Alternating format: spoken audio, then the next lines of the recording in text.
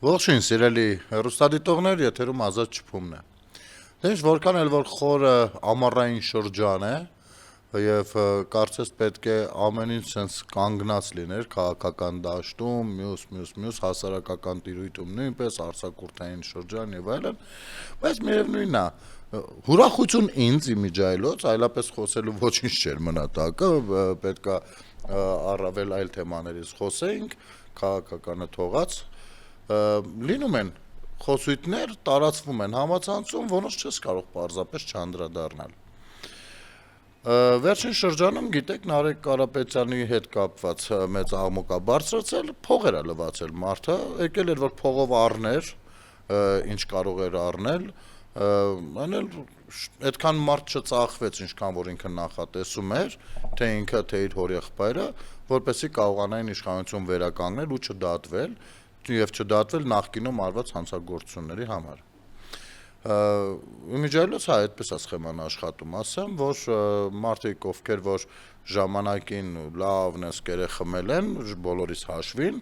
հաշիվը փակելու ժամանակ մեր գրպանից գողացել դրել փակել են, ուզեցել են գնան։ Հետո տեսել են չի ստացվում, ասել են վերջ, մենք գալիս ենք երկիրը փրկելու։ Էս ինչ հայ մարդ։ Բա մեր ժամանակ այս երկիրը սենց երկիր էր, մեր ժամանակ ուտում խմում էինք, հաշիվը փակում էին, ձեն չէին անում։ Մեր ժամանակ ինչը վերցնեինք, տանեինք մեր տուն, մեկը չէր ասելու խիտարագրել։ Էս ինչ երկիր եք սարքել։ Հիմա բոլորին պիտի պատասխան տանք մեր քայլերի համար, հասկանում եք։ Ու որոշում են վերակառուցել իրենց ուզած ձևով, մասնակցելով ընտրություններին։ Իհարկե ընտրությունների ժամանակ մարդկանց փորձելով համոզել, թե իսկապես ամեն ինչ շատ վատ է, սև ու սպիտակի մեջ է, ու դուք պետքա աջակցեք, որպեսզի փրկենք ձեզ։ Հետո փողերը բաժանում են, հետո բռնվում են, հիմա էլ կանգնել ասում են դուք գիտեք ինչ, բան, այլակարծությունը չեք սիրում, ժողովրդավարություն չեք սիրում, դուք մեզ քաղաքական բռնաճնշման եք ենթարկում, որովհետև մենք այլ բաներ ունենք, կարծիքներ ունենք։ Նարեկ ջան, ես չգիտեմ, դու երևի նոր ես այս ամեն ինչի մեջ։ Այդ խոսույթը արդեն հնացած խոսույթ է։ Իմիջայլոց այսօր դարձյալ աշխատանքի է գալիս տաքսիով, վարորդի հետ զրուցում ենք, հասակակիցներ էինք երևի, թե կարող մի քիչ տարբերությամբ ես մեծ լինեի։ Ասում եմ գնել ջան, ես այսօրվա իշխանությունների հետ ունեմ մի խնդիր։ Ուրիշ ոչ մի խնդիր չունեմ, մի խնդիր ունեմ, որ Հայաստանի Հանրապետությունում մի 10-15 հոգի կան, որ մինչև հիմա դատված չեն հերիք չի, մի բան էլ լեզուները 7 մետր բացել, ինչ ուզում խոսում են։ Սա է իմ խնդիրը։ Իհարկե փորձում եմ նկարագրել, թե ինչու է հնարավոր է, որ այդպես է, բայց ինքս էլ արդեն այս կարելի էր դա առաջի 3-4 տարում ասել, բայց հիմա չի կարելի ասել։ Որքան էլ որ պատճառները գիտես, ինչի հետևանքա նույնպես գիտես, միևնույնն է ինչ որ պայից դու էլ ես սկսում նյարդայնանալ դրա վրա։ Եվ այո, դա տեհրավական համակարգ է այսօր չի արտացոլում հայ ժողովուրդը եւ Հայաստանի պետության շահերը։ Վերջ։ Սա ինձ համար արդեն sense վաղուց գրված ճշմարտություն է, որը փոխելուն դեռևս ոչ մի քայլ չեմ տեսել։ Որևիցե քայլ չեմ տեսել։ Ինչ որ բաներ իբր արել են, բայց այդ իբր արածները ավելի վատ է աշխատում։ Ու վեթինգը չկա ու չկա։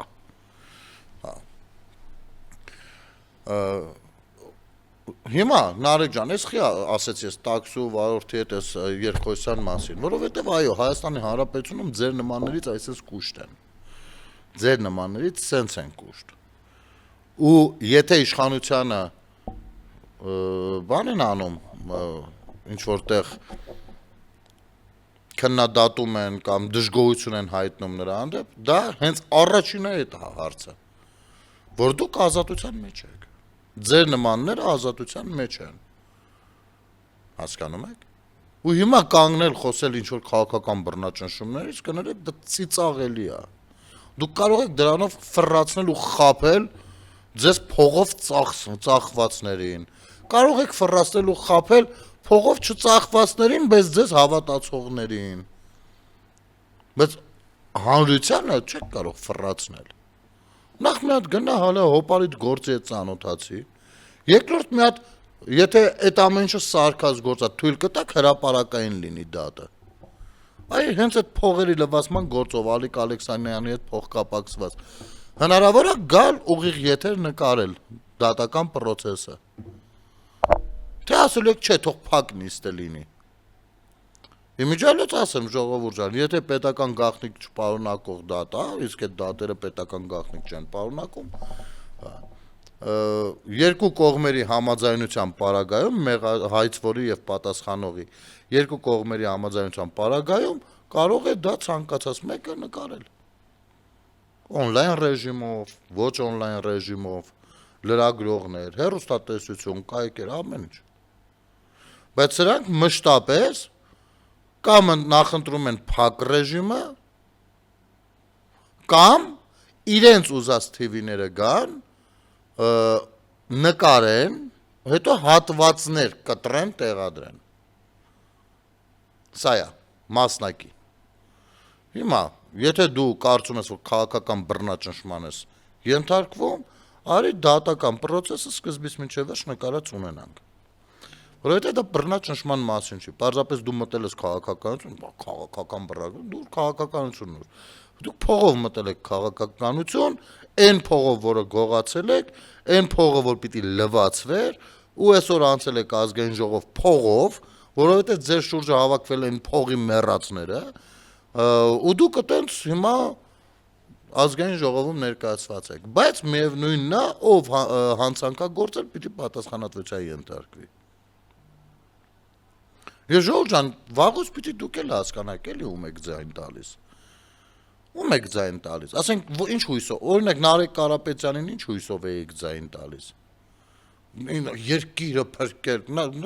հետո գնաց ծառայել, հետո խոսեինք փրկելուց։ Իմիջայլոց։ Մի տեսանյութ կար, ես էլ տեսա, տենց որ էլի հանրությանը դիմում է, էլի։ Ասում է, այն ժամանակ ավելի անվտանգ էր Հայաստանը։ Որդի, եթե այն ժամանակ ավելի անվտանգ էր, այն ժամանակը կակրած քո բանակում ծառայելու ժամանակն է եղել։ Այդ անվտանգ բանակում կարելի էր չծառայել, գնայր ծառայեր։ Դու, եղբայրդ, այն մյուս երկու եղբայրներդ։ Էլի, նայեք, նկատեցի, օրինակ, քանի ծառայությունից ենք խոսում, ես մեջբերումը անեմ, էլի։ Նկատեցի, եթե չեմ սխալվում, ֆինանսների նախարարն էր մի ֆոտո գցել, որդին վերադարձել է ծառայությունից,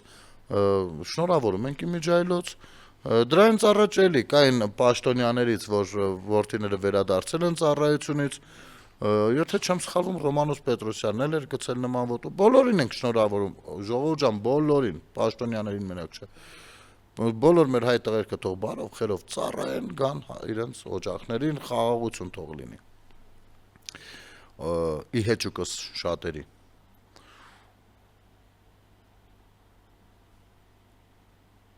Նախարարի տղա բանակից գալիս է։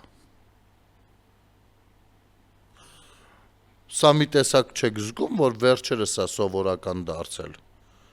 խոսույթ որպես։ Մենք երբևէ լսել ենք ծառայության մեջ կամ ճանաչել ենք որևիցե մեկին, ով նախարարի տղա է, նախարարի չէ, նախարարությունում աշխատողի տղա է, մինչև 8 պորտով աշխատակազմի ոչ մեկ երեխեքը չէին ծառայում, բոլորը հիվանդ էին։ Չգիտեմ, այդ ինչ գենետիկա էր մտել մի հատ մեր իրականություն, տենց զավթել իշխանությունը, որտեղ բոլորը հիվանդ ժառանգներ են ունենում։ Բա դու խի չես ծառայել, որովհետև քո հերն էլ աշխատակազմի ղեկավար էր, ոնց կարող է դու ծառայեիր։ Բայց մենք բան տենց սիրուն ձևակերպած խոսույթները ասում են, ու հիմա էլ քաղաքական բռնաճնշման ենք ենթարկվում։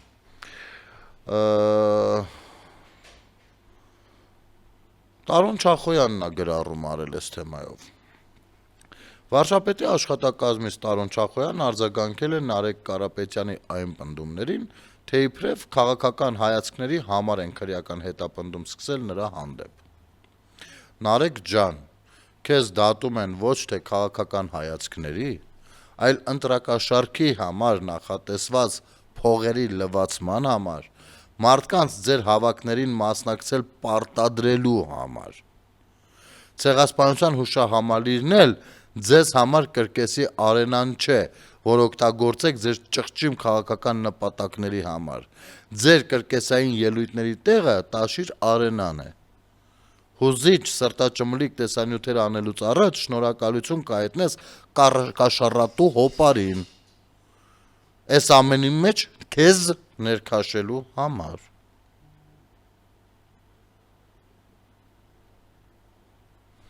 Ինչ որ այս ընթերցածից մեջ բան կա, որը որ խորթ էր քեզ, անընդունելի էր, նորություն էր, թե ոնց։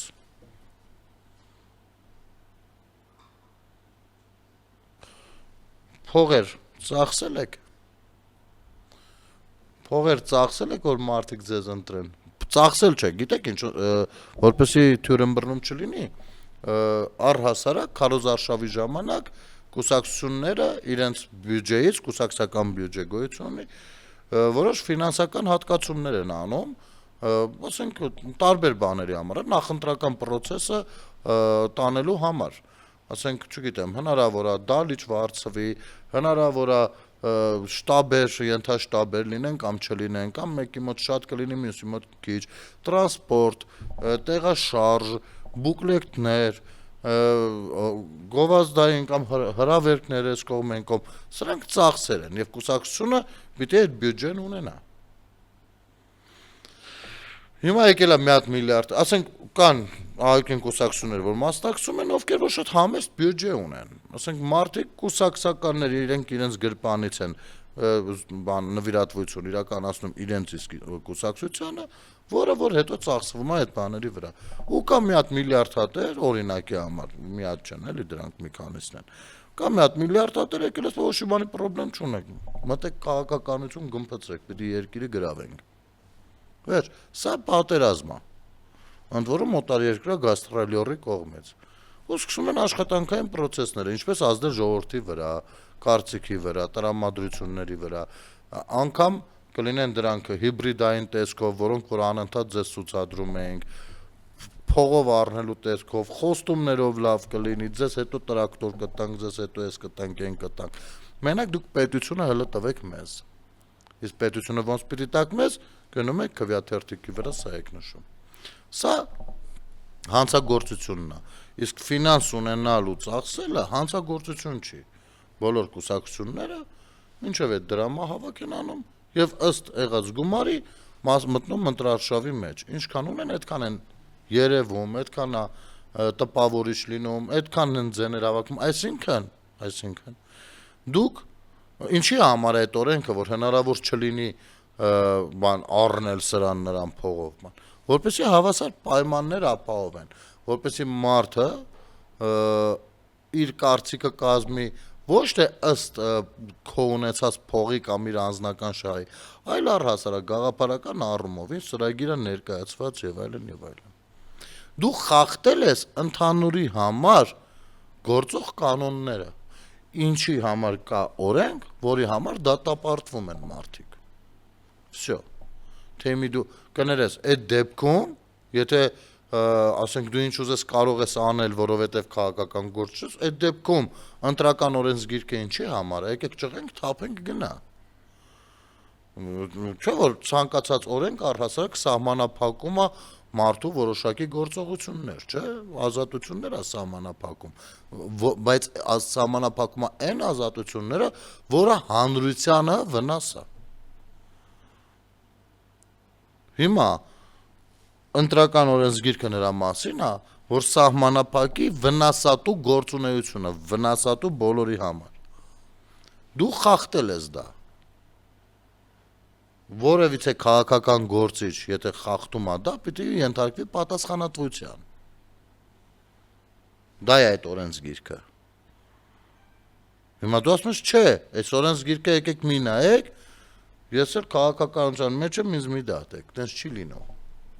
Ու հետ իսկապես կարիք չկա ծիծեռնակաբերդը, երբեմն անգամ եռաբլուրը օգտագործել սենց ճղճիմ, կեղտոտ բաների համար, քարոզների համար։ Դրանք սրբավայրեր են։ բոլորին պատկանող սրբավայրեր։ Հանրության են հատվածը, որ տհաճություն կարած գա քո հանդեպ, կամ թեկուզ իմ հանդեպ։ Ուրեմն ես ընդդեմ քաղաքական, ես կարող եմ այնտեղ նկար ունենալ, այնտեղից ինչ որ նկարահանում անել գաղափարական, ինչ որ, բայց ոչ քաղաքական, որովհետև քաղաքական իմ պատկերացումները կարան տհաճություն պատճառեն մյուսին։ Եվ արդյունքում տուժի ետնապատկերը ամբողջովին։ Այսինքն դա ոչ թե հարգանք է քո կողմից ծիծեռնակաբերդին կամ մյուս բարագայում երաբլեն, այլ հենց անարգանք է։ Անարգանք է, երբ որ այդ ֆոնը օգտագործում եք ավելի ազդեցիկ լինելու համար քաղաքական դաշտում։ Դա տրամաբանությունն է իրավիճակի։ Կարող եք ընդունել, կարող եք չընդունել։ Բայց մի հետաքրքիր բան էլ կա։ Այսքանով այս ռեկորդները չեն սահմանափակվում։ Այս մարդիկ ասել էին, որ իրենք մի դրամով են աշխատելու, չէ՞։ Դեմ էին բարձր աշխատավարձերին, դեմ էին պարգևավճարներին ու ասել էին, ախպեր ջան, մենք որ գանք իշխանության, մենք աշխատելու ենք մի դրամով։ Անգամ տես ցույց էին տալիս 10 դրամ էր ցույց տալիս մի դրամանոց չէր ճարել։ Այդ հայտարարություն անեք տուն են մի հատ 5 կասա ունեմ, այնտեղ լումա էլ կա։ Հա, կտայի էլի, եթե իմանայի նկարելու համար։ 10 դրամը ցույց եք տալիս, ասում եք սա 10 տարվա աշխատավարձն է մեր։ Չէ՞։ Հիմա բոլոր եկամուտներդ կկտրեն ու 10 դրամով կգնաս աշխատելու։ Այ հենց մարդկանց այդ մանիպուլատիվ խոսույթը տարածելու, մարդկանց մեջ տարածելու համար։ Կգնաս ու 10 տարի կաշխատես 10 դրամի համար։ Թեկուզ ես պարագայում որպես պատգամավոր, մյուս պարագայում չգիտեմ ինչ գործ որ կտան։ Շատ հնարավոր է ոչ մի գործ էլ չտան, դու պատասխանատվության ենթարկվես։ Երբ որ կնստես բերդ, կասես չէ, ինձ իմ օրապահիկը բանը բերդում ինչքան հենց օրը, եթե չեմ սխալվում, մոտավորապես 1000 դրամ ծախսվում է ամեն կալանավորի վրա։ Կասես չէ, իմ վրա 10 տարվա մեջ 10 դրամ կծախսեք։ Բայց եթե անգամ ազգային ժողովում կգտնվեք, ուրեմն այդպես։ Բայց այս մարդիկ ասում են մենք կուշտ ենք, մենք կարող ենք։ Այսքան կապ չունի մեծ հաշվով, իշխանություն չդարձան ընդդիմություն են, միևնույն է, իրանք կուշտ են, չէ՞։ Իրանք որևիցե միտեղից չէին թալանելու, չէին տանելու, ճիշտ է։ Այսքան անկախ ամեն ինչից, իրենք անգամ որպես ընդդիմադիր պիտի աշխատեն մի դրամով տարին, այսինքն 10 տարին 10 դրամ։ 10 տարվա համար 10 դրամ։ Իհարկե 10 տարի իրանք գոյություն չեն ունենալու քաղաքական դաշտում, բայց այնուամենայնիվ տարին մի դրամ, լավ, որ հեշտ հաշվենք։ Ու իր կողքի կանգնած մարդիկ, այո, մենք էլ ենք պատրաստ, մենք մեր թիմով գալու ենք ու այսպես ենք անելու։ Այո, ծափեր, այս Աստված է ուղարկել այս մարդկանց։ Մեկ էլ հանկարծ տեսնում ենք ինչ։ Թիմից մարդիկ կան, դե մենք ընտրություններից հետո այս ամեն ինչի մասին հիշեցնում ենք, հիմա թիմից մարդիկ կան, ինչ են ասում։ Ասում է մի դրամով Մարիաննա Ղարամանյանը իմիջայլոց, ով հարցազրույցավար լրագրող է, այդպես մոնոտոն ձայնով խոսում է, իր ձեռագիրն է, ինքը գիտի։ Ասում մի դրամով աշխատելու մասին խոսել է Նարեկ Կարապետյանը, թիմի մասին խոսք չի գնացել։ Արդեն սկսում են բան անել, էլի, ոնց, հիմա որ գնանք պիտի մի դրամով աշխատենք, Տաշիր Սաբոնը այո, փոփոխություն պիտի լիներ են եղել է, պիտի գնանք մի դրամով աշխատենք, մենք դրանց պիտի ցույց տանք, այս մարդիկ պատրաստ չեն։ Ասում չէ, մենք դες բան չենք ասել, Նարեկ Կարապետյանն ասել, թող ինքն էլ մի դրամով աշխատի, հո թիմի մասին չի ասել։ Տիկին Մարիաննա Ղահրամանյան։ Կներեք, Նարեկ Կարապետյանի նախ բանը Քարոզարշավի շրջանակներում Նարեկ Կարապետյանի ասած մենքը ձեր կարծիքով, ասենք թե դուք եք իմ տեղը, մարդ եք, տենց բան եք լսում, ոնց է պետք ընկալել, տենց այն հայտնի ֆիլմի նման, հա, ընկուզենին է, որ ասում է, բանա, դուքով ես խոսում, ասում է, այո, մենք մեզ հարգում ենք, հիմա էսա, Ոնց հասկանանք։ Երբ որ ասում էր մենք, բա ինչ նկատի ուներ իրեն։ Ոչ, մենք հետևելու ենք, հետևողական ենք լինելու եւ ամեն ամիս աշխատավարձը ստանալուց, եթե դուք մնացածը հետ չուղարկեք բյուջե, մենք ստեղ հիմնավորված խոսելու ենք ձեր ստախոսության մասին։ Կարճ դադար մեր եթերում։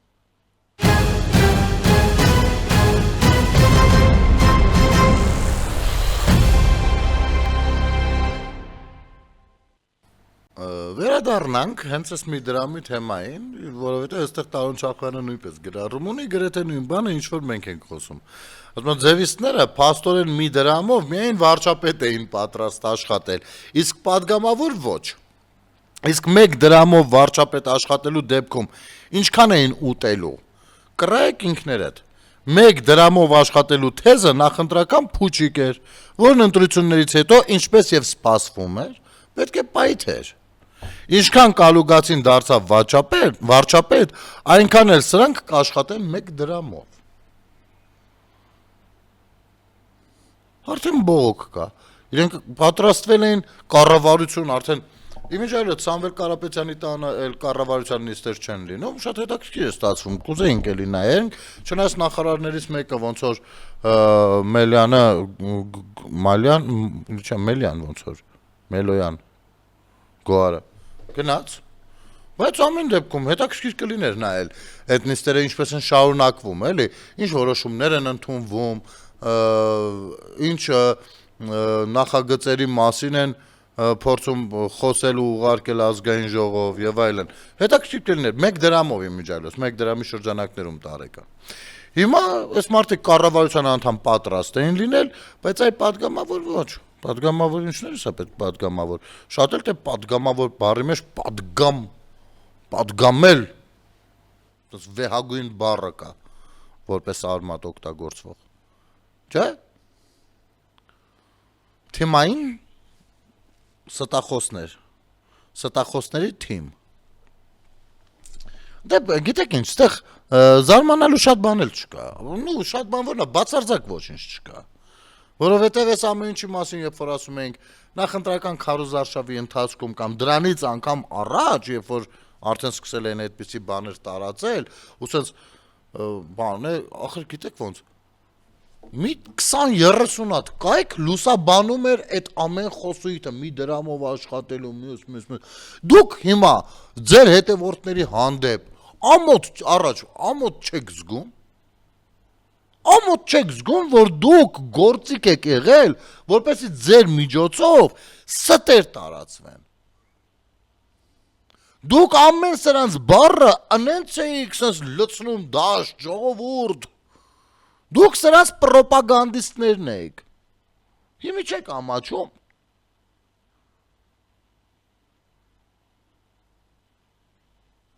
Ես չեմ հասկանում, ոնց են կարողանում մարդիկ այդպես ապրել։ Ոնց։ Չի լինում։ Չգիտեմ։ Կամ ես ինչ-որ բան,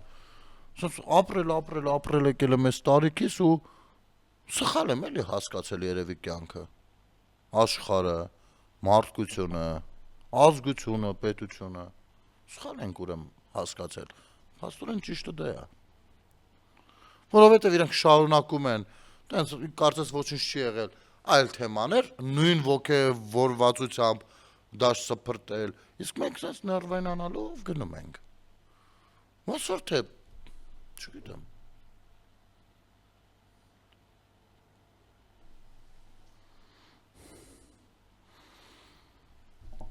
Հիբրիդային պատերազմներից մեկի մասին, որին չենք հասցրել անդրադառնալ իմիջայլոց, պետք է խոսել, որպեսզի մարդիկ հասկանան, իրենք ինչի իրենց ով է զոհաբերում, էլի իրենց մտավորունակությունները, նախասիրությունների ճաշակ թելադրողը ովքեր են։ Ուրեմն ահագին ժամանակ առաջ մի ամսից ավել մի հատ կայք հրապարակել էր, թե երկրաշարժա լինելու Հայաստանի Հանրապետության այսինչ վայրում։ Ընդ որում շատ ինքը մեծ էջ էր, մի 150,000 հետևորդով։ դե երկրաշարժա լինելու, այս ինչ վայրում ոնց կտարածվի։ Մեր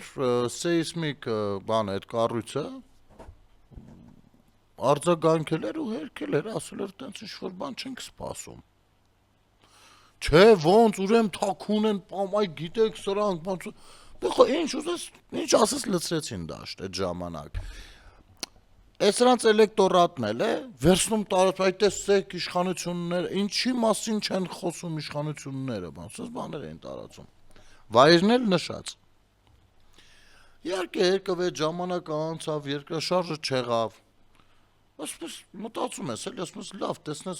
ինչի համար էր դա պետք։ Ասենք ոնց ինքը պիտի ազդեր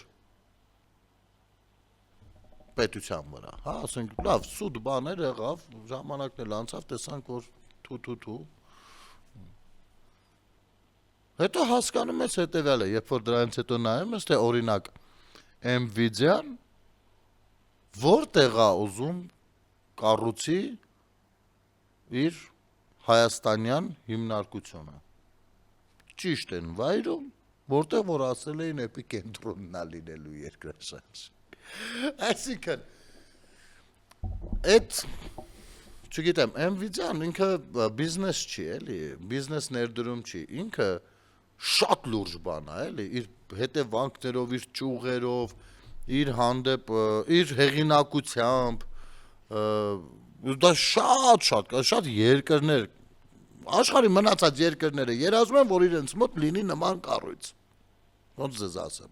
Հետո Ռուսաստանից սկսած երազում են, մինչև, չգիտեմ, Չինաստան։ Բոլորը։ Ադրբեջանը, Թուրքիան, բոլորը։ Ու հնարավոր է դարձել հսկայական աշխատանքների շնորհիվ, ամենատարբեր ձևերով ուղիղ քննարկումներ, զարտուղի ճանապարհներով քննարկումներ, խոսույթներ, ծանոթին խառնել են, մյուսը ռեսուրսա ծախսվել, ամբողջ պետական ապարատը լցված աշխատել է եւ այլն, հասել ենք դրան, որ Nvidia-ն դա հաղթանակ է, իսկապես ինքը ոչ թե ռազմական կամ քաղաքական, այլ դա ձեռքբերումների տեսանկյունից լրջագույն հաղթանակ է, հա։ Ու իհարկե դա պիտի ձեռք չտար Ռուսաստանին։ Հասկանում եք, դրա համար էլ ռուսական տիրույթից պիտի դուրս գար, որ այդտեղ երկրաշարժ է լինելու, այսինքն իրանք ունեցել են տվյալներ, որ այդտեղ Nvidia-ն է գործում։ Սա անում են, ու գիտեք ինչ,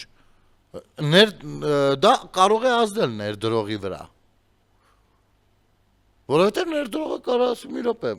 բա որ երկրաշարժ կարող է լինի, էլի, ես իմ բացում նայում է, հա, Հայաստանը նենց տարածաշրջան է, որտեղ որ երկրաշարժերը Նենց չի, էլի աննորմալ երևույթներ են, ինքը հենց այդ գոտու վրա է, ոնց որ թե, արժի այնտեղ ներդրում անել, ես իմ, տեսեք մարդիկ էլ սենց անընդհատ խոսում են, բան, ու այդ վտանգը ցանկացած բիզնես, բան, ծրագիր փորձում է մաքսիմում անվտանգ վայրը գտնի իր համար, թե բնական աղետների տեսանկյունից, թե ռազմական գործողությունների տեսանկյունից, թե մյուս, թե ներքաղաքական կայունության ու անկայունության տեսանկյունից բիզնես ծրագիր բերողը այդ ամեն ինչը հաշվի առնում։ Ու երբ որ ուշադիր նայում ես, սրանք ոչ միայն այդ բնական աղետի տեսանկյունից են ֆեյք տարածում, այլ սրանց ֆեյքերը առհասարակ նրա մասին են, որ արևմտյան ներդրումներ չկան Հայաստան։ Չկան։ Որովհետև զուգահեռաբար տարվում է էլ ինչ ֆեյքեր։ Հեսա թուրքը գալիս է, հեսա թուրքը մտնում է ձեր տուն, հեսա այս տարածքը տալիս են, հեսա ոնց երկիրը տվեց, հեսա Թուրանը վերականգնվում է, հեսա դուք տեսեք ինչա լինելու, հեսա։ Դա բիզնես ներդրում անել ցանկացող մարդու համար, ինչքան էլ վստահ լինի անգամ, ինչքան էլ ճանաչի, որ ինի ինդիմությունն է, տենց էշ խոսում է, բան, չէ, միևնույնն է, զգուշավորություն է դրսևորում, ասում է լավ, կտանեմ Դուբայ, օրինակ, իմ բիզնեսը պետք ունենեմ, մենա Դուբայում կդնեմ, հասկանում, այս սրանով իրենք Հայաստանի դեմ են գործում, գումարած, տեղի անտեղի այդ իրանց իբր քաղաքական ակցիաները, չէ, կան տեղին ակցիաներ, բայց կան նաև օրինակ դիմադրություն շարժում, կար սրբազան ջիհադիստների շարժում մի հատ, այո, սրբազան շարժումը, մարդը, ասենք պատկերացեք, գերմանացիա մի հատ նստած է, ասում է, Մի րոպե տեսնեմ հələ սրբազան շարժում ինչ է նշանակում։ Գերմաներենով ուզում է թարգմանի, մեկ էլ բերում արաբերեն, որովհետեւ вообще ջիհադիստական շարժում է։ Որովհետեւ տենց է դա։ Հա։ Մի խոսքով Դե ինչ տանեմ այնտեղ դնեմ, տենանք ինչ ա լինում։ Ու այս ներքաղաքական անընդհատ անկայունություն իրավիճակներ սրելը օդից ոչ մի տեղից ու ոչ մի բանից։ Նույնպես ծրագիր է եւ հիբրիդային պատերազմը Հայաստանի Հանրապետության ու հայ ժողովրդի դեմ տնտեսությունը որպեսի բան անեն դրանով խաթարեն թույլ չտան, որպեսի զարգանա, որպեսի չգան օտարերկրյա ներդրումներ։ Սա դեռ օտարերկրացիների տեսանկյունն եմ ես ասում, որ կարող են տեսնել ու չգալ զգուշավորություն դրսևորելով։ Ասեմ ավելին, ես ճանաչում եմ ազգությամբ հայ մարդկանց, ովքեր մի քանի տարի է կոնկրետ տրամադրված են, որոշումը կայացած է, հաշվարկները սաղ ունեն, գիտեն ինչ են ուզում, ոնց են անելու, ինչ են, ամեն ինչը կա, բայց անընդհատ թողնում են այս տարի կանենք, մյուս տարի կանենք, այս էլ անցնի նոր, այն էլ անցնի նոր, որովհետև ու կապի մեջ լինում են ինձ հետ։ Ինչ է կատարում այդտեղ գնել, ախր կարող է, իսկ կարող է, այս կարողաները ինչի մասին են։ Իրենց մտահոգությունն է, գամ ես բիզնեսը դնեմ, թե չդնեմ։ Իսկ դա նշանակում է, էլ աշխատատեղեր, ամեն ինչ է դա նշանակում։ Սրանք այդ ֆունկցիան են իրականացնում։ Եթե այն մի կայքը մի հատ երկրաշարժի մասին fake լուր տարածելով էր այդ ֆունկցիան իրականացնում, սրանք իրենց մարմնով, դեմքով, լեզվով, գլխով այդ ֆունկցիան են իրականացնում։ Ամեն ինչ անել, որպեսզի Հայաստանը չզարգանա։ Եվ որ պարագայում կարա չզարգանա, երբ որ իրանք անընդհատ խոսեն բացասական բաներից, վատ բաներից, ընդ որում անտեղի խառը ինչ որ տենց բաներից, որոնք որ մտավախություն կառաջացնեն ներդրողների շրջանակներում։ Վերջ։ Բայց զուգահեռ ասես բա լավ, բան ռուսը խի է եկել այնտեղ ռեստորան բացել։ Որտեղ ռուսը գիտի, որ դա սուտ է։ Որտեղ Ռուսաստանից է եկել այդ սուտը։ Ինքը գիտի այդ ինչա։ Ասես լավ, երբ որ սա անում ես, գիտես ոնց, եթե իմանանք Ռուսաստանից լուրջ ներդրումներ կգան, ուրա թող գան։ Ռուսաստանի բերած ներդրումները տեսել են։ Իմիջայլոց մատ հարց էլի։ Զոդից ինչ կա։ Ասեմ խեմ ասում։ Ես հիշում եմ Ռոբերտ Քոչարյանի կառավարման ողջ ընթացքում զոդից պարզապես չէր կարելի խոսել։ Պետքա մոռացվեր զոդ բառը, որպես բառ։ Չէր կարելի ու վերջ։ Պիտի հանրության ուշադրությունը այդ ուղղությամբ չլիներ։ Սերժի ժամանակ նույնն էր։ Բայց հետո ոնց որ եղան խոսակցություններ, այնտեղ ինչ որ հարկային դաշտ, բան, չգիտեմ ինչ էր, օրինական, ապօրինի, հազար խոսակցություններ բացվեցին։ Հիմա լռություն է տարօրինակ։ Ինչ կա զոդից։ Էլի կիլոներով ոսկին տանում են ռուսները, ինչ են մուծում, ինչ են անում, ինչ են թողնում։ Սա պետք է հասկանալ։ Ինչ որ դարձյալ տարօրինակ լռություն է։ Մենք պետք է ուսումնասիրել, իսկ լավ կլինի դրա մասին առհասարակ մի հրապարակային մի բան լինի, որովհետև զոդը մեր ազգային հարստությունն է, չէ՞, մեր ընդերքը ամեն ինչը պատկանում է մեզ, չէ՞, հայ քաղաքացուն։ Մենք պիտի տեղյակ լինենք, թե ոնց է օգտագործվում։ Այն որ այն ժամանակ բավականին փնթի էր օգտագործվում ու կոպեկներ էին մուծում պետության հետ, սա բոլորս ենք հասկանում։ Ինչ փոփոխություններ կան այնտեղ։ Իվնջալից եթե մարդիկ կան, որ տեղյակ են, խնդրում եմ մեկնաբանությունների դաշտում դրա մասին գրեք։ Սա է եղել ռուսական ներդրումը։ Դա ներդրում չի, դա քցել է, ձեռքից առնել է, պղնձա մոլիբդենը, մյուսը։ Տեսնում ենք երկաթուղիների, գիտեք, երկաթուղիները ցանկացած երկրի համար իր երակներն են, արյունատար անոթները։ Ամբողջ աշխարհում երկաթուղին զարգանում, մեր ուրիշ վաղ ասում են, մեր թշնամիներն է, բան։ Տեսել եք այդ թշնամի երկրում երկաթգիծը ինչ մակարդակի է։ Տեսել եք։ Ես լուրջ եմ ասում, երբեմն որ sense համեմատում եմ, ինձ թվում է ես իրենք հարավային Կորեայի ներկայացուցիչներն են, ես հյուսիսային։ Եթե sense հետ ենք նայում, էլի, այդ հարաբերակցությունն է եղել։ Մենք ավելի այդ մոդելի տակ ենք եղել, գերի ընկած։ Ասում ես, այս ինչ վիճակ է երկաթուղիները, էլի։ Հիմա այս Միջանցքի խոսակցությունն է գնում, Միջանցք ասելով Միջին Միջանցքի Թրամփի ուղու մասին է խոսքը։ Խոսքա գնում կոմունիկացիաների բացելու հայկական խաչմերուկի մյուսի մասին, ասում ես լավ, այդ լոգիստիկ կենտրոններին պիտի երկաթգծերը կպնեն։ Ինչ ունենք, բերում են մետալալոմա։ Այդ չի ձեր ռուսական ներդրումը։ Դա ներդրում չի, դա Ռուսաստանի համար փող լվալու եւս մեկ մեխանիզմ է եղել ու բոլորս դա շատ լավ գիտենք։ Ու շարունակում է այդպեսին լինել։ Եվ շարունակում են կոծկել այդ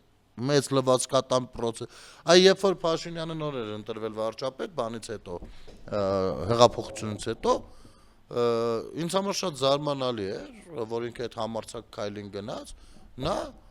երկաթուղիներից խոսեց նախ, մի մոռացված թեմա եւ հայության մեջ կարևորությունը երկաթուղիների մերցրած մի հատ թեմա։ Մենք համակերպվել ենք երկաթուղու չլինելու հետ։ Հասկանում եք։ Ու մեկ էլ խոսեց երկաթուղուց բավարար չի, մեկ էլ, հա, Ռուսաստանից ինչ-որ sense գրգռվեցին մի պահ, լավ էր, այդպես գցեցին տեղը, բայց հետո նստել էր գնացքով, չէ, այն մաշինիստի հետ գնում էին ու նայում էր։ Ու հետո վերջ, դες վերջացավ։ Այսինքն հասկացան, որ այդտեղ լվացքատուն կա, բայց արտաքին քաղաքական բանով հարմարավետությունը ոնց որ այն չէր 18-19 թվականին կարելի է ինչ որտեղ հասկանալ դա, բայց այսօրվա դրությամբ կներեք արդեն ինքը ոչ մի կերպ չի հասկացվում։ Ինքը ոչ մի կերպ էլ հասկանալի չի, խիկա ու այն էլ այդ վիճակում։ Ինչ մեխանիզմներ կան պարտադրելու։ Չնայած որ ես որքան գիտեմ, իրավական տեսանկյունից այդ կոնցեսիոն կառավարման որ հանձնված է, այնպես է տրված, որ կարա ցանկացած պահի դադարեցվի այդ պայմանագիրը։ Բայց դա դեռևս պահում են որպես ինչ-որ խաղաքարտ, թե ինչի համար չես հասկանում։ Ասում ես, այդ խաղաքարտը շուտով պիտանի չի լինելու։ Այդ խաղաքարտը էլ պետք չի լինելու ոչ մի բան անելու։ Այսօր դեռևս պետք է, օգտագործեք այսօր։ Հետո արդեն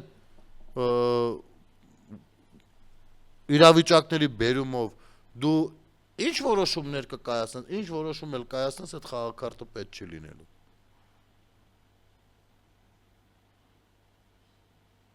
Առավել ևս, որ մինչև հիմա անգամ երկրի ղեկավարի կողմից պաշտոնական հայտարարություններով դու խոսում ես նրա վատթարագույն վիճակի մասին ու նրա այս պահին Հայաստանի համար ճակատագրական ու կարևոր պահին վերազինման անհրաժեշտության մասին եւ այլն, իրանք տեղից չեն շարժում, ոչ ճռռոց կա, ոչ գվոց, ոչ բվոց, ոչինչ։ Իբր դու ոչինչ չես ասում։ Այսինքն մի հատ կազմակերպություն մենակ նրա համար որ ռուսական, հա, ստեղը տենց իրան լկտի է պահում։ Այո, դա լկտի պահված կա։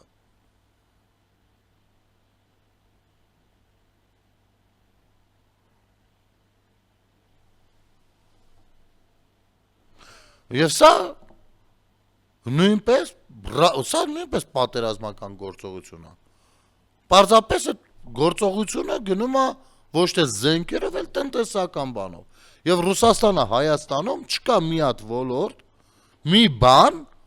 որտեղ որ իր ներկայությունը եղել է ու այդ մի բանը ծաղկել է։ Լավ, գոնե նույնն է մնացել։ Դուք չեք հասկանում, որ Հայաստանը եղել է կթուկով։ Երկու վետրո ունի, ոչինչ, այդ երկու դույլ կկտենք։ Հայաստանը պիտի ամբողջովին sense հայտնվեր այն վիճակում, որ երազեր, ցանկանար, շատ ուզեր, խնդրեր, պաղատեր, սողար ոտքերի տակ, որ Ռուսաստան ասի լավ, դուք էլ եք Ռուսաստան այսօրվանից։ Այ դրան են հասրած եղել նրանք, ովքեր այսօր ասում են մենք ազգային ընդդիմությունն ենք։ Բամյաթը դուք Դեռ թողնենք իշխանություններին։ Նրանց պատասխանները ես ակնկալում եմ եւ գիտակցում եմ ինչ կարող են պատասխանել։ Մի հատ էլ դուք պատասխանեք, էլի օթից ընկած ընդդիմություն չեք, մի 20 տարի իշխանություն եք եղել։ Դուք բացատրեք, բայց ամեն ինչը ձեր ընթացքում դուք չեք նկատել, ձեր կառավարման ընթացքում չեք տեսել։ Բախեք աջակցել, որ դա այդպես լինի։ Դուք հակապետական, հակազգային տարեր եք, դա է խնդիրը։ Դե ինչ, այսքանով թույլ տվեք ավարտել այսօրվա հաղորդումը, կհանդիպենք հաջորդ շաբաթ արդեն 2 շաբթից։ Լավ եղեք, եթերում ազատ շփումներ։